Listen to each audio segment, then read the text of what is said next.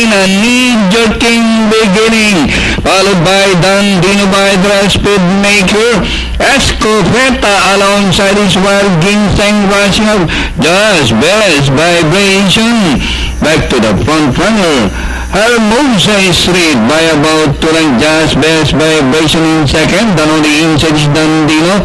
Speedmaker racing in 4th, 5th, Escopeta, while Ginseng, the Mulligaw is racing 7th position. Then comes Abantero, and rounding the far turn, Hermosa is lead by about 2 lengths, Dandino in second, and racing in 3rd, just best vibration, Escopeta, while Ginseng, the Mulligaw is flying by the last day race of our corner.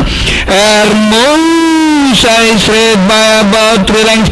Dandino, the Mulligaw is now racing on the outside. Hermosa is led. The Mulligaw now burning the tracks, moves up to take the lead, and finally the Mulligaw.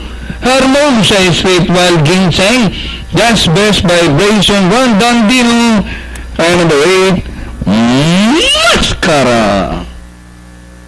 7-3, tama.